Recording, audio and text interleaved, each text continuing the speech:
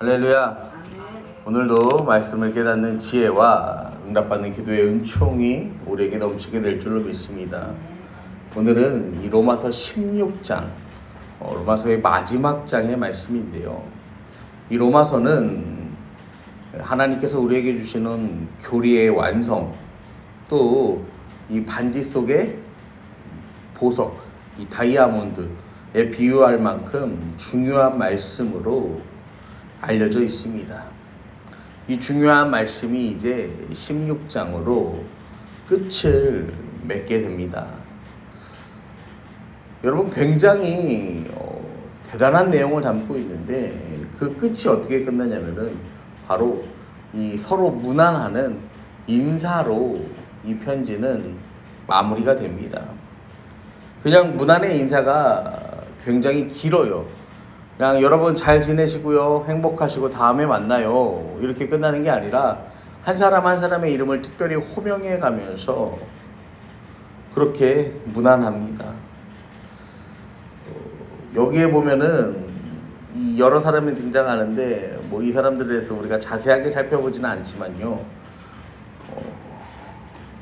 노예도 있었고 이방인들이 대다수를 차지합니다. 이 편지에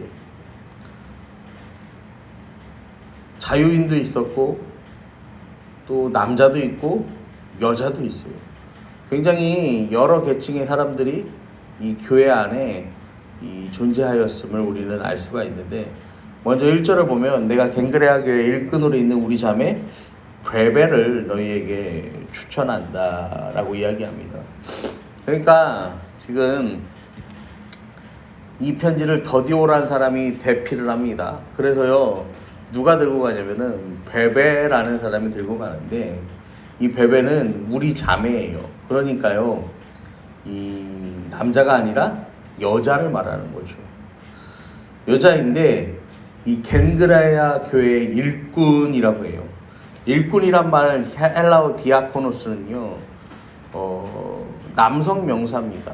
그러니까요, 이 베베가 뭐 남자 같은 여자라서 그렇게 한 게 아니라 능히 남자 한 사람의 역할을 충분히 감당하는 이 갱그레아 교회 일꾼이었고, 바울은 그럼에도 불구하고 이 베베라는 사람을 이렇게 표현할 정도로 누구보다 이 하나님의 일을 열심으로 감당하고 능력 있게 감당하던 사람이었음을 바울은 이야기하는 거예요.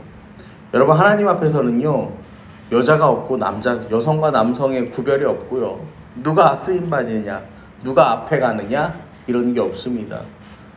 하나님은요, 이 하나님의 영광과 하나님의 기쁨을 위해서 정말 수고하는 인생, 그 한 사람을 앞세워 세우는 분임을 여러분 기억하시기를 바랍니다. 이 베베는 어떤 사람이었냐면은 주 안에서 성도들의 합당한 예절로 그를 영접하고 무엇이든지 그에게 소용되는 바를 도와주어라. 이 교회에서 모든 걸 다 책임지라는 거예요, 베베를. 왜냐면은 그가 여러 사람과 나의 보호자가 되었다라는 거예요. 여러분, 이 베베가요, 보호자가 되었다라는 것은 바울을 물질로 후원했다라는 뜻입니다. 그러니까 바울의 삶을요, 이 베베라는 사람이요, 돌보아줬다라는 이야기예요. 여러분, 또한 3절에 보시면은 이 너희는 그리스도 예수 안에서 나의 동역자들인 브리스가와 아굴라, 이게 이제 뭐 이전에 성경에서는 브리스길라와 아굴라, 이제 우리가 이렇게 표현하는데, 이 브리스가와 아굴라는요, 이 어떤 사람들이냐면은 로마에서 살던 이 귀족들이었습니다. 근데 이제 기독교 박해를 통해서 이 로마에서 추방이 되게 되죠. 근데 이 사람들이 바울과 함께 천막 만드는 일을 해요.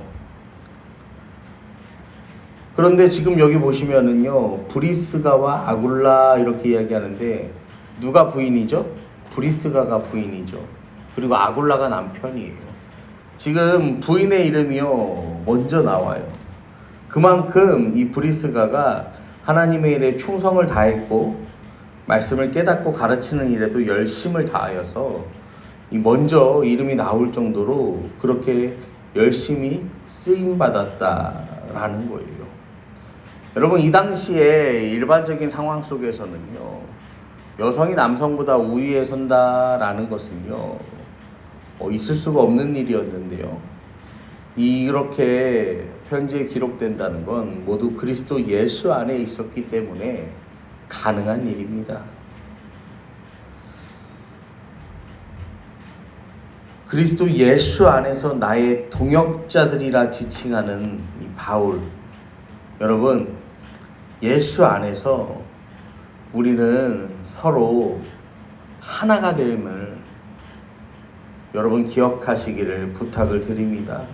그러면서 4절에도 보면 이 브리스가와 아굴라는 특별히 어떤 사람들이냐면은 내 목숨을 위하여 자기들의 목까지도 내놓았다라고 이야기해요. 이 바울의 사역을 위해서는요, 자기 목숨도 내놓는 정말 귀한 동역자였던 거예요.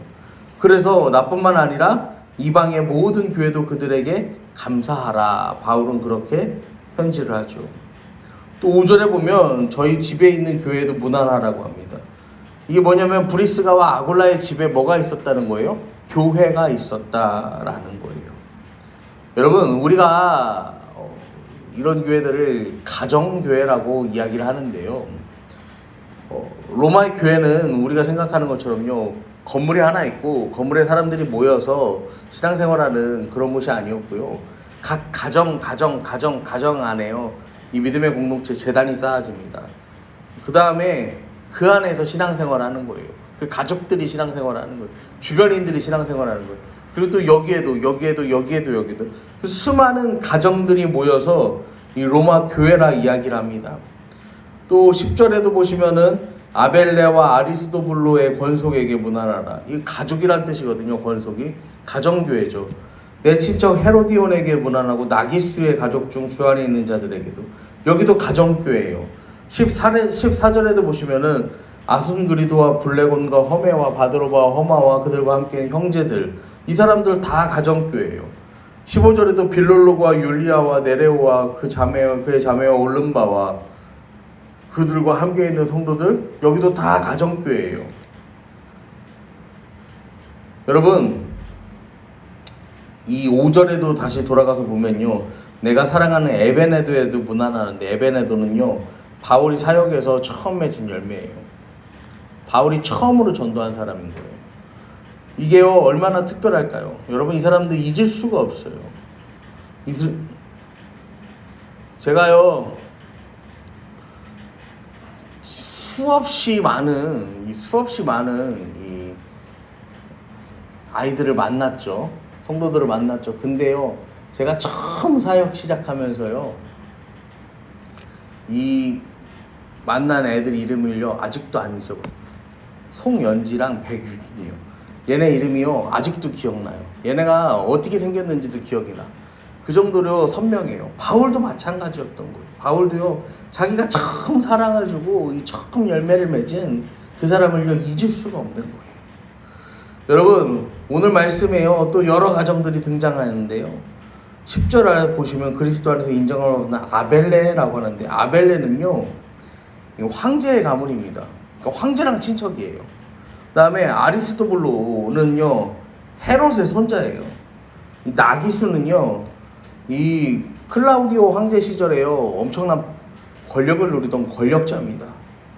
또 그 뒤에 나오는 아순그리도, 블레곤, 허메, 바드로바, 허마, 이런 사람들은요, 노예예요. 이 빌룰로와 율리아도요, 이 아주 유명한 황제 가문에서 부리던 노예입니다. 여러분, 그러니까 정말로 황족과 노예가 섞여 있는 거예요, 로마 교회 안에. 그 이유가 뭐냐면요, 로마서 16장 16절에요, 바울이 이렇게 이야기하는데, 너희가 거룩하게 입맞춤으로 서로 문안하라. 그리스도의 모든 교회가 다 너희에게 문안하느니라. 이 말이요, 거룩하게 입맞추고 서로 문안하는 뜻이 뭐냐면요, 서로 용납하고 받아주라는 뜻입니다. 나는 황제 가문의 출신, 너는 노예 출신, 우리가 어떻게 입을 맞추냐? 여러분, 그게 아니라 주님 안에서는요, 그 모든 일이 다 된다라는 거예요. 이 문안이 이렇게 중요해요. 16절에서는요, 문안하라 나오는데 16절부터는 문안하느니라 이야기합니다, 바울이요. 위에 사람 아래 사람이 따로 없고 귀한 사람 악한 사람이 따로 없고 서로가 서로에게 사랑으로 서로 뭐 하라는 거요? 무난하는 것. 그것이 바로 이 교회이다. 그것이 바로 이 교회의 모습이다 라고 바울은 이야기합니다. 여러분 21절과 22절에도 보면요, 나의 동역자 디모데와 내 친척 누기오와 야손과 소시바더가 너에게 무난하고 이 편지를 기록하는 나 더디오도 주 안에서 너희에게 무난한다 라고 이야기합니다. 그 다음에 이 더디오의 이름 뒤에 또 누가 나오냐면요, 뭐 가이오, 그 다음에 에라스도, 형제 구아도 뭐 이렇게 이야기하는데요. 여러분 이게 뭐냐면요, 우리나라 말로 하면은요 그냥 이거예요. 이 3월이 5월이 이런 것처럼요 이름도 없는 거야. 이름도 없어갖고 1호, 2호, 3호, 4호 이렇게 불렀던 노예들이에요. 여러분 이름도 없이 숫자로 불리던 사람들이요 사도 바울을 만나서요 복음의 증거자가 되고요, 복음을 이 땅에 심는 사람들이 되고요, 그들의 열심으로 로마서가 쓰이고요, 하나님의 말씀이 지금까지 이어져 내려왔던 것입니다. 사랑하는 성도 여러분, 우리가 오늘 한번 우리의 삶을요 스스로 돌아보기를 원합니다. 여러분 우리가 교회입니다. 우리 가정이 교회고요, 이 교회가 교회예요. 여러분 별거 아닌 것 같지만요, 나 한 사람을 통해서요 교회는요, 나 한 사람을 통해서요 세상이 변화됩니다. 나 한 사람을 통해서 가정이 변화되고 그 가정이 모여서요 세상을 변화시킵니다. 여러분 다시 살리는 것도 마찬가지예요. 내가 주님을 붙잡음으로 나 한 사람을 말미암아서요 가정이 다시 살고요, 교회가 다시 살고요, 세상이 다시 살게 됩니다. 여러분 이것이요 예수 그리스도의 사랑으로, 예수 그리스도의 능력으로 여러분 다시 살리고 변화시키는 유일한 방법임을 기억하시고 오늘도 말씀을 붙잡고 간구하며 나아가는 저와 여러분 되기를 간절히 축원합니다. 아멘.